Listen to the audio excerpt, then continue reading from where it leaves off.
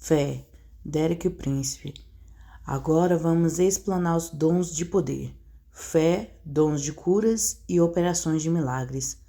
Ao começarmos com o dom da fé, vamos clarificar a natureza deste dom, mencionando as diferenças entre 3 tipos de fé referidos no Novo Testamento. Subtítulo: Diferentes tipos de fé. Fé para a salvação. Romanos 10, verso 17 diz: A fé vem pelo ouvir e o ouvir pela palavra de Deus. Esta é a fé que uma pessoa recebe por ouvir a pregação do Evangelho de Jesus Cristo. Quando abrir o seu coração e receber a palavra, produzirá fé em si. Este tipo de fé é necessário para a salvação. Em Efésios 2, verso 8 e 9, Paulo fez a seguinte afirmação a respeito do requisito para a salvação: Pois é pela graça que sois salvos por meio da fé, e isto não vem de vós, é dom de Deus, não das obras para que ninguém se glorie. A graça de Deus, que traz salvação, vem até nós através da fé. Contudo, não podemos gloriar desta fé, porque Deus nos deu quando abrimos os nossos corações para ouvir a pregação do Evangelho. O fato de que a fé é absolutamente essencial para a salvação também é enfatizado em outras passagens das Escrituras. A primeira é Romanos 4, verso 4 e 5. Ora, aquele que faz qualquer obra não lhe é imputado o galardão segundo a graça, mas segundo a dívida. Não obstante, aquele que não trabalha, mas crê naquele que justifica o ímpio, a sua fé lhe é imputada como justiça. Para receber a justiça, temos que ter fé. A nossa fé em Cristo Jesus, que vem pelo ouvir o Evangelho e é nos imputada por Deus como justiça. Paulo escreveu: Pois pela graça me é dada, digo a cada um dentre vós que não saiba mais do que convém saber, mas que saiba com moderação, conforme a medida da fé que Deus repartiu a cada um. Romanos 12, verso 3. Deus dá a cada crente uma certa medida ou proporção de fé. Isto é o que geralmente se chama de fé salvadora, ou fé para a salvação, ou fé que acompanha a salvação. Esta verdade também está implícita em Hebreus 11, verso 6. Ora, sem fé é impossível agradar a Deus, porque é necessário que aquele que se aproxima de Deus creia que ele existe e que é galardoador daqueles que o buscam. Ninguém pode agradar a Deus, ninguém se pode aproximar de Deus e ninguém pode receber a salvação sem a fé, que vem pelo ouvir a sua palavra. Subtítulo: Fé como um fruto do Espírito Santo. O segundo tipo de fé é parte do fruto do Espírito Santo, mas o fruto do Espírito Santo é amor, gozo, paz, longanimidade, benignidade, bondade, fidelidade, mansidão e domínio próprio. Contra estas coisas não há lei. Gálatas 5, verso 22 e 23. Anteriormente, já vimos que o fruto do Espírito tem 9 características, assim como os dons do Espírito Santo também são 9. Penso que isto é uma das marcas da bonita inspiração do Espírito Santo, que haja um equilíbrio exato entre os dons e o fruto. Pessoalmente, creio que todo o fruto do Espírito é amor, mas o amor manifesta-se de diversas maneiras. A 7ª manifestação do fruto do Espírito é a fé, Gálatas 5, verso 22. Este não é o tipo de fé que devemos ter para sermos salvos. Cada uma das novas características do fruto do Espírito é uma marca de caráter. Esta fé significa uma serena e contínua confiança, ou esperança firme, ou fidelidade. Se uma pessoa tem uma serena e contínua confiança, ela não se perturba ou entra em um caos emocional de qualquer maneira. Poucas pessoas têm essa capacidade no momento em que são salvas. Isto vem por experiência e por cultivação. Uma pessoa confiável e leal é de confiança. Ela guarda os seus próprios compromissos, é alguém em que se pode confiar. Se diz que vai dar uma aula de escola bíblica dominical, estará lá todos os domingos para dar aula. Esta fé marca um aspecto de caráter. Subtítulo: Fé miraculosa. O terceiro tipo de fé, que é um dos dons do Espírito Santo, é fé miraculosa. A outro é dado, pelo mesmo Espírito, fé. 1 Coríntios 12, verso 9. Anteriormente referi que Deus tem toda a sabedoria, mas Ele não nos dá essa sabedoria toda de uma vez. No momento de necessidade, comunica-nos uma palavra da sua sabedoria através do Espírito Santo. Isto é, apenas um minúsculo fragmento da sua sabedoria que vem de encontro às necessidades dessa situação. Da mesma forma, apesar de Deus ter todo o conhecimento, não nos dá porque nós não saberíamos como geri-lo. Mais uma vez, no momento de necessidade, Ele concede-nos uma palavra do seu conhecimento através do Espírito Santo. Dá-nos o dom da fé de forma muito semelhante. Paulo não nos diz que Deus dá uma palavra de fé, mas essencialmente é isso que acontece. Deus tem toda a fé e através deste dom, Ele concede-nos uma pequena parte dessa fé. Não é uma fé humana ou uma fé cultivada, é uma fé divina. É uma fé que vem instantaneamente, sobrenaturalmente, como uma dádiva diretamente de Deus pelo Espírito Santo, frequentemente sobre a forma de uma palavra. Este dom, tal como os outros que analisamos até agora, só opera debaixo do controle de Deus. Ninguém tem uma palavra de conhecimento ou sabedoria por sua própria vontade. Ninguém discerne espíritos por sua vontade. Da mesma forma, ninguém tem o dom da fé por sua vontade. Estes dons permanecem sob o controle de Deus, mas nós tornamo-nos disponíveis para que os opere através de nós como desejar. Se todos os crentes pudessem operar no dom da fé, em qualquer momento o mundo estaria num caos e confusão, porque o usaríamos para servir às nossas necessidades e caprichos. Uma pessoa mudaria a montanha para leste, enquanto outra mudaria a montanha para oeste. Deus tem que manter um controle restrito sobre certos dons e a fé é definitivamente um deles. Subtítulo: A natureza da fé de Deus. Fé miraculosa é, portanto, a ascendência de fé divina à humanidade. Vejamos por breves momentos a natureza da fé de Deus. A fé de Deus é um estudo fascinante. A sua fé, nas suas próprias palavras, trouxe o universo à existência. Salmos 33, verso 6 diz: Pela palavra do Senhor foram feitos os céus, e todo o exército deles pelo sopro da sua boca. A imagem do sopro de Deus é importante. Quando tirei um curso de fonética, descobri algumas coisas fascinantes. É impossível uma pessoa falar sem sopro, sem respirar. Quando uma palavra sai da nossa boca, o nosso sopro também sai com ela. Essencialmente, cada forma de discurso em todas as línguas no mundo é apenas uma variação da forma como o ar sai das nossas bocas. Quando pensamos no incontável número de variações e o que é obtido por elas, torna-se uma contemplação fascinante em Salmos 33, verso 6. A palavra hebraica traduzida por sopro significa espírito. Pela palavra do Senhor foram feitos os céus, e todo o exército deles pelo sopro de sua boca. Por outras palavras, toda a criação é o produto da palavra de Deus e do Espírito de Deus avançando em conjunto, ou a palavra de Deus avançada através do seu Espírito. Assim sendo, quando Deus fala, o seu sopro, o seu Espírito também sai. A palavra soprada de Deus produz tudo o que foi criado. Vejamos algumas passagens das Escrituras que confirmam essa verdade. Em Gênesis 1, verso 2, lemos: O Espírito de Deus pairava sobre a face das águas. O que aconteceu logo a seguir? E Deus disse: haja luz, e houve luz. Verso 3. A palavra de Deus saiu da sua boca, e quando a palavra e o Espírito se uniram, a palavra luz transformou-se na coisa que se chama luz. Tanto no hebraico como no grego, os mesmos termos para palavra são usados para coisa.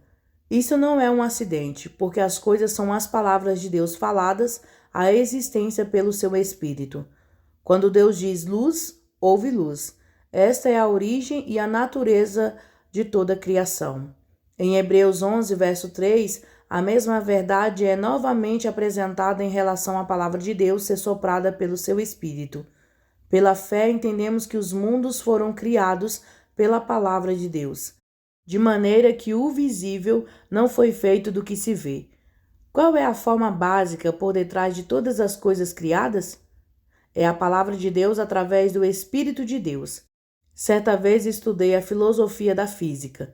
Eu compreendo-a da seguinte forma: se perguntássemos a um físico a composição de uma determinada secretária, ele daria a resposta em termos de átomos. Se lhe perguntássemos de que são feitos os átomos, ele nos daria uma resposta em termos de prótons, neutrões e eletrões.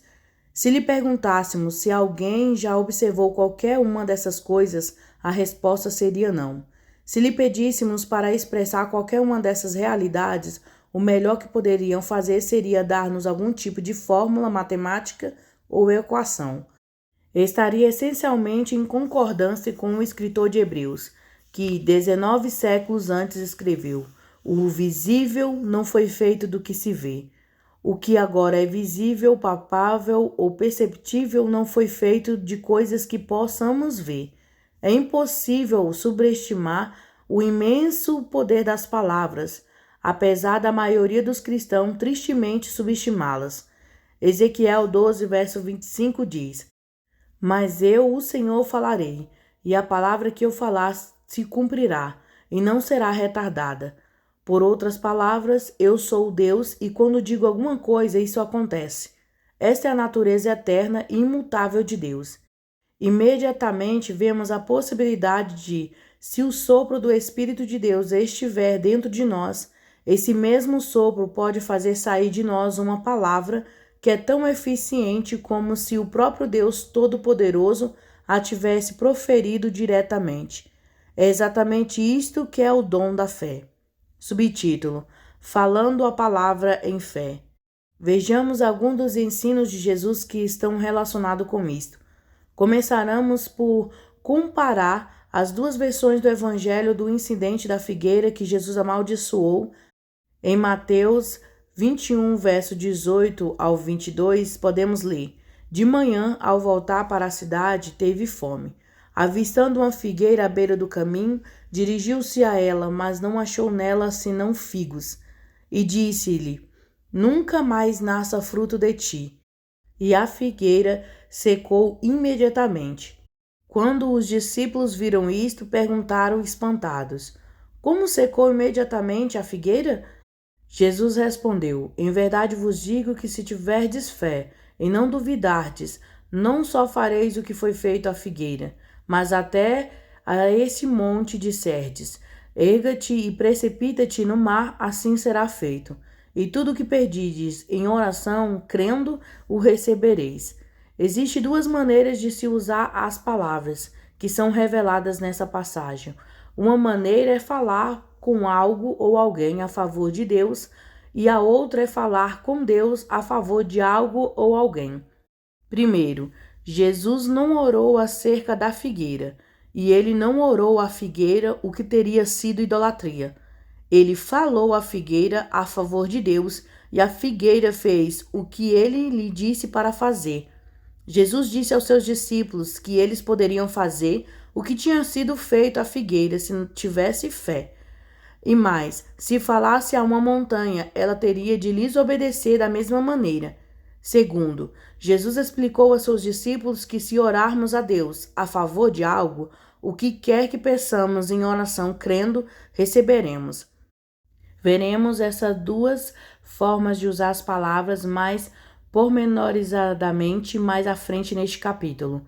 Mas de acordo com a liderança do Espírito Santo, podemos tanto falar a algo a favor de Deus ou falar a Deus a favor de algo. Vejamos agora o mesmo incidente conforme relatado em Marcos, porque essa descrição inclui algo mais profundo que Jesus disse e que é a chave para compreendermos tudo. No dia seguinte, quando saíram de Betânia, Jesus teve fome. Vendo de longe uma figueira que tinha folhas, foi ver se nela acharia alguma coisa. Aproximando-se dela, não achou senão folhas, porque não era tempo de figos. Então ele disse à figueira: Nunca, jamais coma alguém fruto de ti. E os discípulos ouviram isto.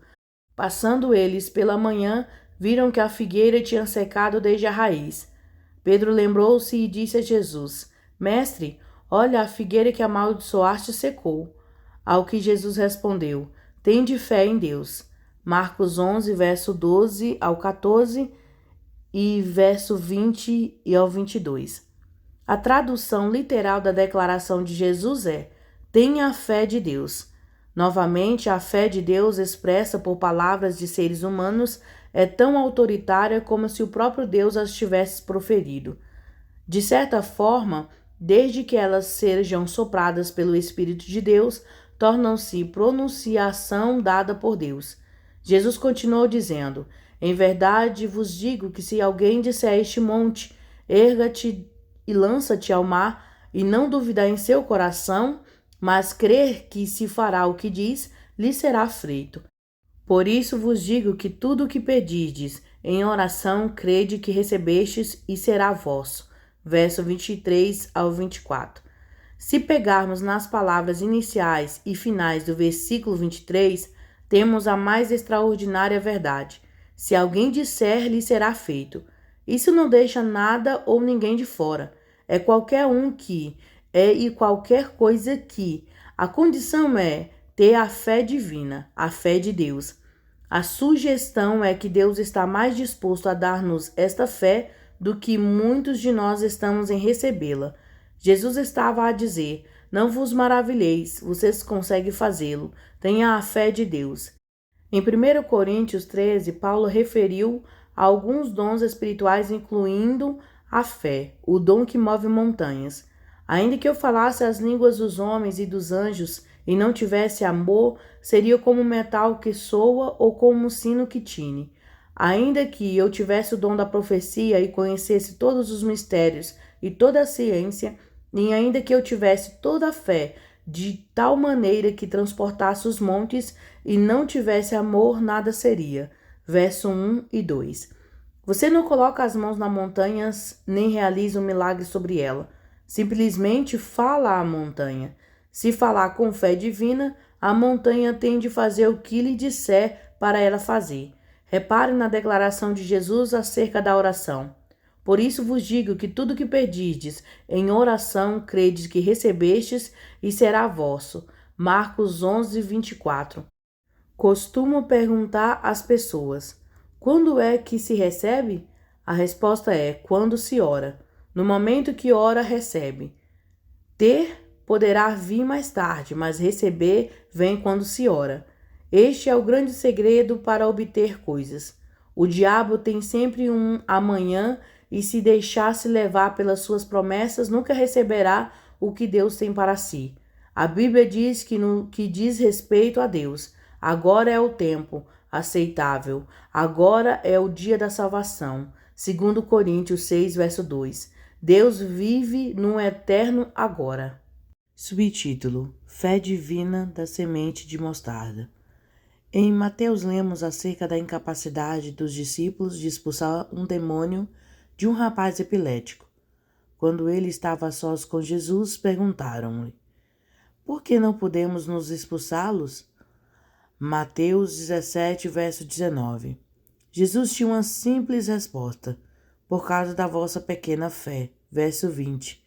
Então ele prosseguiu dizendo: em verdade vos digo que se tiverdes fé como um grão de mostarda, direis a este monte: passa daqui para acolá, e ele passará. Nada vos será impossível. Mas esta casta de demônios não se expulsa senão por meio de oração e jejum.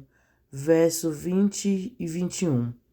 Comparemos essa passagem com Lucas 17, verso 6. Se tiverdes fé, como um grão de mostarda, direis a esta amoreira: desarraigai-te daqui e planta-te no mar, e ela vos obedeceria. Repare que a amoreira não é somente atirada para o mar, mas é plantada no mar. Em ambos os textos, o Senhor diz que basta termos uma semente de mostarda desse tipo de fé para que ela seja eficaz. Uma semente pequena de mostarda é suficiente para remover uma montanha. Se é a fé de Deus, não é necessário ter uma colher a transbordar desta fé. Isto não é verdade em relação a todos os tipos de fé, mas somente da fé divina. Jesus não está a falar da quantidade, mas sim da qualidade da fé. Quando eu fazia planos para casar com minha esposa, Lídia andava junto no Monte das Oliveiras e contemplava o que poderia envolver ser missionário de fé na terra de Israel. A Lídia havia me contado algumas histórias sobre ter que levantar no meio da noite para orar a fim de receber um pequeno almoço para suas crianças na manhã seguinte. Disse ao Senhor que jamais desejava chegar a esse ponto extremo e arrumei esse assunto de vez com Deus em fé. Sabia que essas coisas não voltariam a acontecer. Quando olho para trás para aquele momento em oração, sei que foi aquele momento em que recebi. Não foi uma luta, não envolveu esforço. Apenas sabia que as coisas seriam daquela maneira, e permaneceram assim durante 30 anos de casamento. Não posso receber qualquer crédito por isso. Apenas o mencionei para que possa ver que poderá haver um momento em que Deus deixa cair uma semente de mostarda de fé divina no seu coração e o assunto fica arrumado. Subtítulo: A palavra no coração e na boca.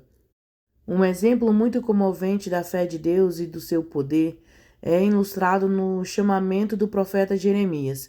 Deus disse-lhe: Antes que eu te formasse no ventre te conheci, e antes que saísses da madre te santifiquei. As nações te dei por profeta.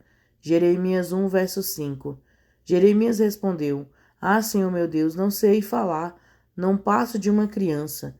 E Deus disse-lhe essencialmente isto: Não me digas que és muito novo, porque tu vais fazê-lo. Vê versículos 6 e 8. O relato continua. Então estendeu o Senhor a sua mão, tocou-me na boca e me disse: Agora pus as minhas palavras na tua boca. Vê, ponho-te hoje sobre as nações e sobre os reinos para arrancares e derrubares, para destruíres e arruinares, e para edificares e plantares. Verso 9 e 10. Jeremias pensou ser muito novo para ser um profeta, mas Deus disse-lhe: De agora em diante tu estarás sobre as nações e sobre os reinos, para arrancares, para derrubares, para destruíres e arruinares, e para edificares e plantares. Como isso aconteceu? Pus as minhas palavras na tua boca. Jeremias 1, verso 9. E quando as palavras de Deus saíram da boca de Jeremias através do Espírito Santo, foram tão eficazes como se o próprio Deus as tivesse dito. Se estudar a profecia de Jeremias, poderá compreender que o destino de muitas nações nos últimos 2.500 anos foi determinado pelas suas profecias. Elas cumpriram-se na totalidade. Este é o poder da palavra de Deus falada pela boca humana através do Espírito Santo. A condição para ser um proclamador de Deus está em Jeremias 15. O testemunho de Jeremias foi: Achadas as tuas palavras, logo as comi. Elas me foram alegria e gozo ao coração, pois pelo teu nome me chamo, ó Senhor, Deus dos exércitos. Verso 16. Se quisermos ser proclamadores da palavra de Deus, devemos digeri-la. Da mesma forma, quando Deus chamou o profeta Ezequiel, ele estendeu na mão um rolo e disse: Abre a tua boca e come o que eu te dou. Ezequiel 2, verso 8 e 9. Então disse a Ezequiel para profetizar. Devemos compreender na totalidade que essa profecia e os dons espirituais não provêm da mente natural. Não devemos apenas meter a palavra de Deus nas nossas bocas, mas também devemos digeri-la nos nossos assuntos.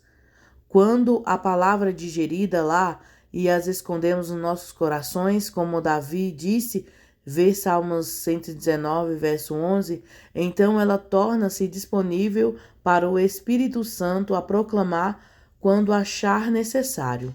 Quando Jeremias recebeu as palavras de Deus, ele comeu-as e viveu baseada nelas. Igualmente, o testemunho de Jó foi: as palavras da sua boca prezei mais do que o meu alimento. Jó 23, verso 12.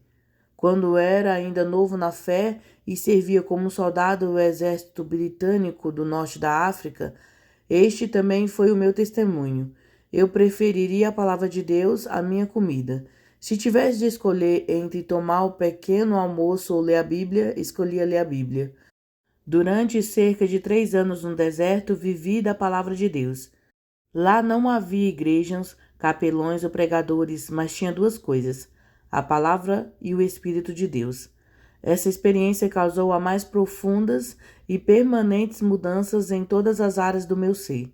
Finalmente, Jeremias 15, verso 19 diz: Portanto, assim diz o Senhor: se tu voltares, então te trarei, e me servirás, e se apartares o precioso do vil, serás o meu porta-voz. Tornem-se eles para ti, mas não voltes tu para eles. Jeremias deveria apresentar-se perante Deus, ouvir a sua palavra e entregá-la. Deus quer um intérprete puro.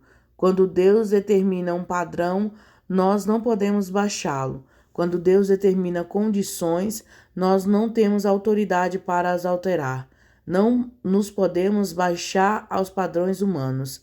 Devemos nos firmar onde Deus nos coloca e deixar que os homens voltem para os seus padrões. Não podemos voltar aos deles. Subtítulo: Duas formas de usar palavras em fé. Anteriormente, mencionei duas formas diferentes de usar palavras enquanto exercitamos fé. A primeira é falar palavras a uma pessoa, a um objeto ou situação no nome de Deus. Esta expressão de fé não tem um nome teológico que eu conheça, mas diria que é o poder do decreto do crente. A segunda forma é falar palavras a Deus no nome de uma pessoa, de um objeto ou situação. Essa expressão de fé é o que chamamos de oração. Subtítulo: O exemplo de Elias. Uma das minhas personagens favoritas na Bíblia, Elias, ilustra ambas as formas de usar palavras enquanto se exercita a fé.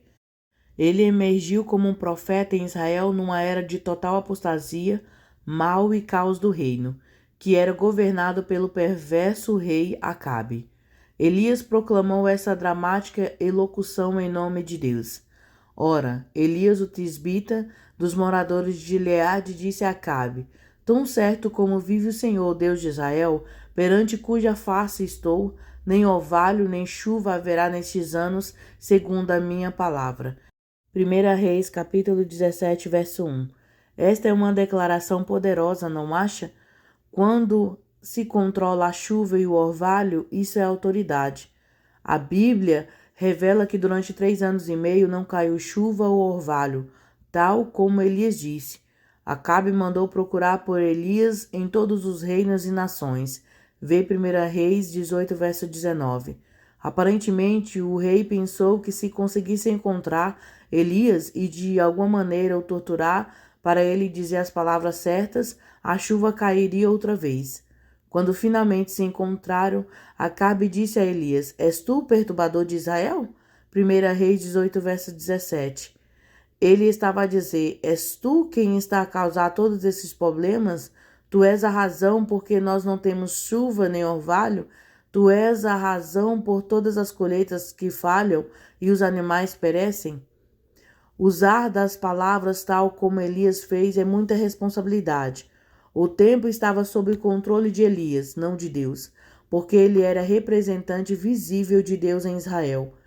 Em 1 Reis 18, verso 1, Deus tinha dito a Elias: Vai, apresenta-te a Acabe e darei chuva sobre a terra. Elias não só levou a mensagem de Acabe, ele era a mensagem.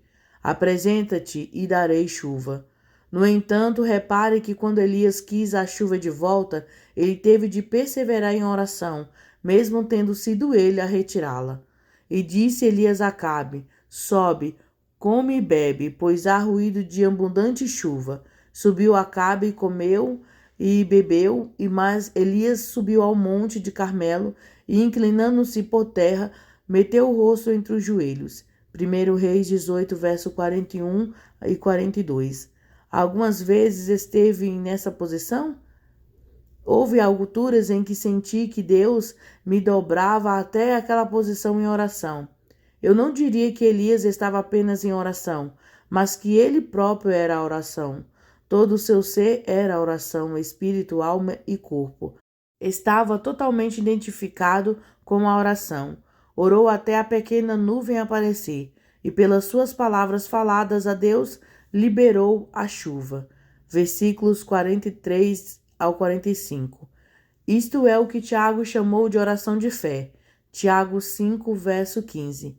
Tiago usou Elias como um exemplo, dizendo que ele não era um tipo de pessoa especial, mas um ser humano, tal como eu e você. Por outras palavras, nós podemos fazer o mesmo. E a oração da fé salvará doente. O Senhor o levantará se houver cometido pecados. Ser-lhe-ão perdoados. Portanto, confessai os vossos pecados uns aos outros e orai uns pelos outros para seres curados. A oração de um justo é poderosa e eficaz. Elias era um homem sujeito às mesmas paixões que nós, e orou com fervor para que não chovesse, e durante 3 anos e 6 meses não choveu sobre a terra. E orou outra vez, e o céu deu chuva, e a terra produziu seu fruto. Tiago 5, verso 15 a 18. Este mesmo poder está disponível para si e para mim. Nas escrituras acima, e é-nos dito que Elias orou e falou palavras em nome de Deus. Isto mostra-nos que estas duas maneiras de usar palavras enquanto se exercita a fé estão intimamente relacionadas. Nós não falamos simplesmente palavras em nome de Deus arbitrariamente.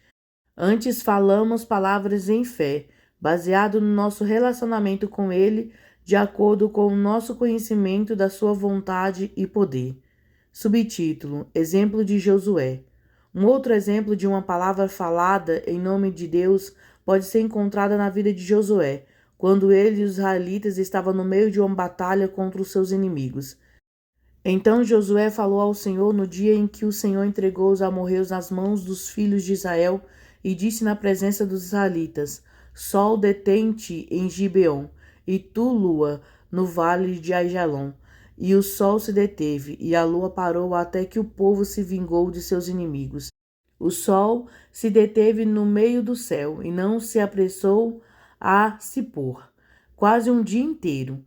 Não houve dia semelhante a esse, nem antes e nem depois dele, atendendo o Senhor assim à voz de um homem.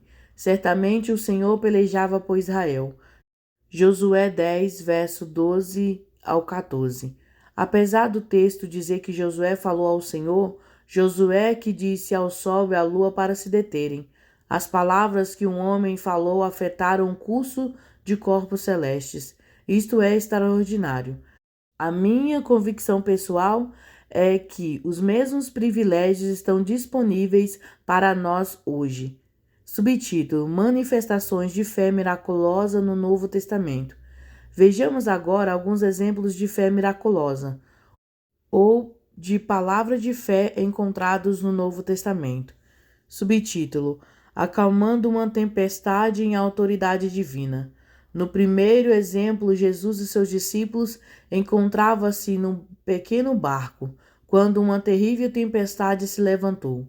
Naquele dia, sendo já tarde, disse Jesus: Passemos à outra margem. Deixando a multidão, eles os levaram consigo, assim como estavam no barco. Haviam também com eles outros barquinhos. Ora, levantou-se grande temporal de vento e as ondas se arremessavam contra o barco, de modo que já estava a encher-se. Jesus estava na popa dormindo sobre uma almofada. Os discípulos o despertaram, dizendo: Mestre, não te importas que pereçamos? Ele, despertando, repreendeu o vento e disse ao mar: Cala-te e aquieta-te. Então o vento se aquietou e houve grande bonanças. Ele disse aos discípulos: Por que sois tão tímidos? Ainda não tendes fé? Eles sentiram grande temor e diziam uns aos outros: Quem é este que até o vento e o mar lhe obedecem? Marcos 4, verso 35 ao 41. Jesus não impôs as suas mãos sobre o mar. Ele apenas falou. Este é um exemplo de autoridade divina através da palavra de fé. No grego, a tradução literal das palavras traduzidas por aquieta-te é amordaça-te. Parece-me que Jesus viu algo de satânico por detrás daquela repentina, anormal e dramática tempestade. Ele iria a caminho do que eu considero o seu mais duro caso de libertação, o endemoniado Gesareno, que encontrou no outro lado. Não posso deixar de crer que todas as forças de Satanás se uniram contra ele para impedir que chegasse ao cenário da libertação daquele homem.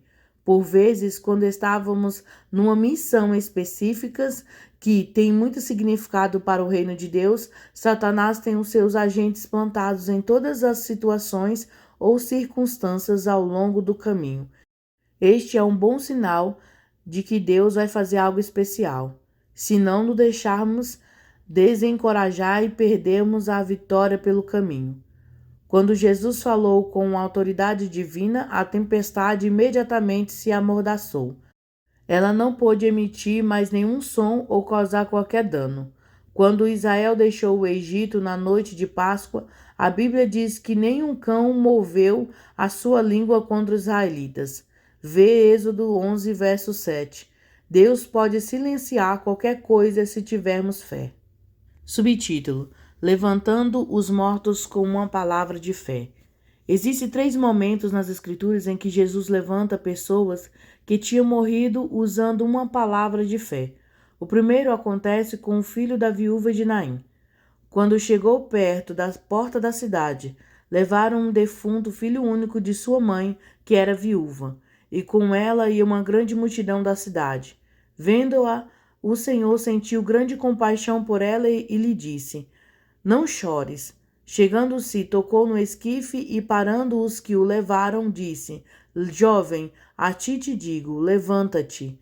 O defunto assentou-se e começou a falar, e Jesus o entregou à mãe dele. Lucas 7, verso 12 ao 15. Jesus moveu-se pela situação trágica da mulher e disse-lhe para não chorar. Isso era compaixão divina.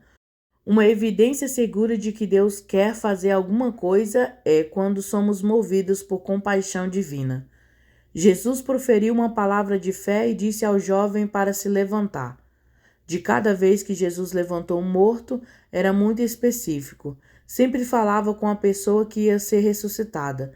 Há quem acredite que, caso não se estivesse dirigido à própria pessoa, todos os mortos ressuscitaram porque ele tinha o poder para chamá-los a todos para fora dos sepulcros. O segundo momento aconteceu com a filha de Jairo. Todos choraram e pranteavam, e ele disse: Não choreis, ela não está morta, mas dorme. E riam-se dele, sabendo que ela estava morta. Mas ele, pegando-a pela mão, clamou: Levanta-te, menina. O seu espírito voltou, e ela logo se levantou, e Jesus mandou que lhe desse de comer. Lucas 8, versos 52 ao 55. Novamente aqui, Jesus proferiu uma palavra de fé e disse especificadamente à menina que se levantasse. Há quem afirma que levantar mortos é coisa que nunca acontece nos nossos dias. Contudo, na África do Leste, onde eu e minha esposa Lídia trabalhávamos como missionários, teve havido casos bem autênticos de pessoas ressuscitadas.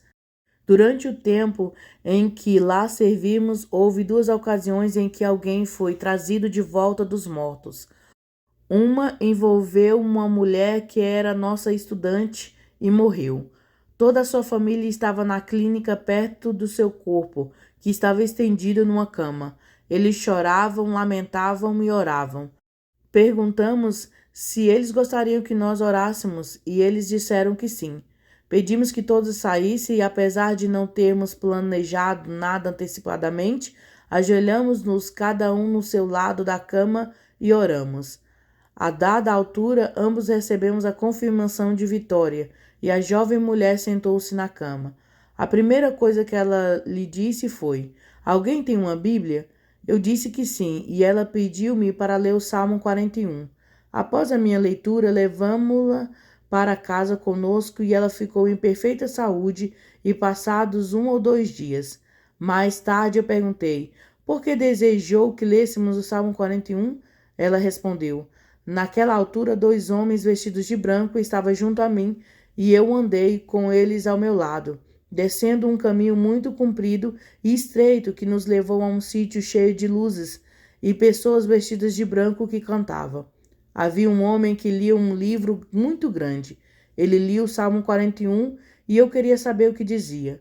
Pelas palavras deste salmo, podemos ver um exemplo da conexão entre a palavra de Deus e fé miraculosa. O Senhor o livra e o conserva em vida. Será abençoado na terra e tu não o entregarás ao desejo de seus inimigos. O Senhor o sustentará no leito de enfermidade e o restaurará na sua cama de doença. Eu disse, Senhor, tem compaixão de mim, sara minha alma, pois pequei contra ti. Os meus inimigos falam mal de mim, dizendo, quando morrerá ele e perecerá o seu nome?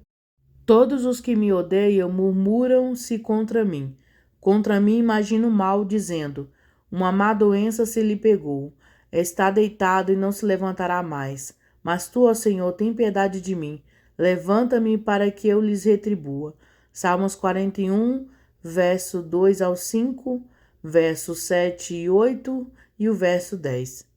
A terceira instância é quando Jesus levantou Lázaro dos mortos.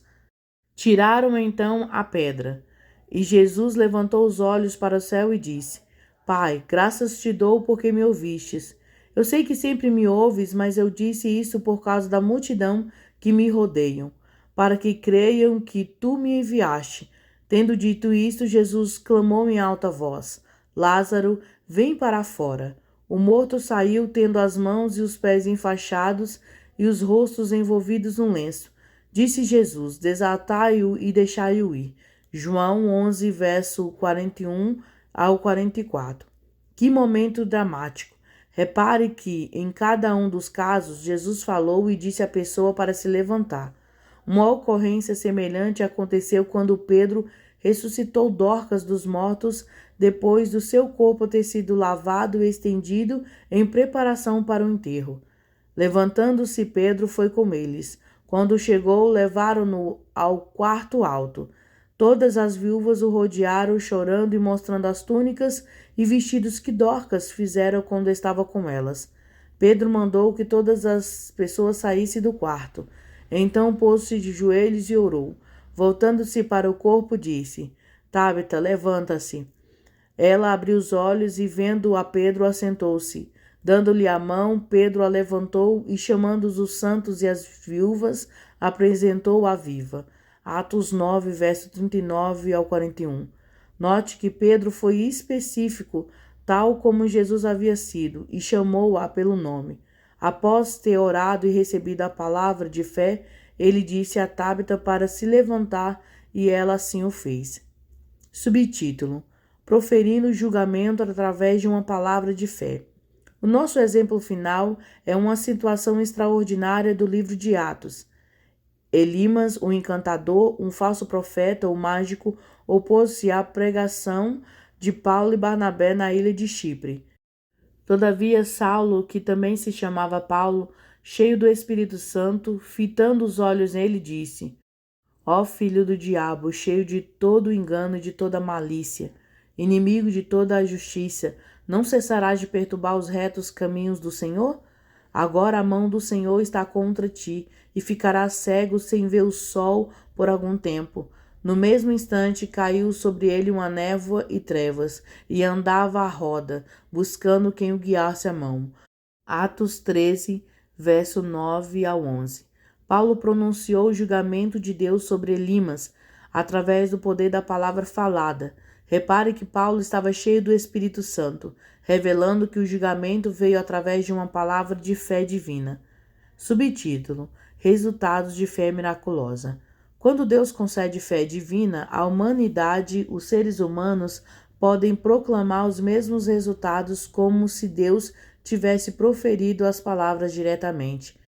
Aqueles que recebem a fé divina permitem que a palavra de Deus atravesse para além das suas mentes e penetre nos seus corações e espíritos, de onde saem palavras de fé miraculosas de acordo com a liderança do Espírito Santo.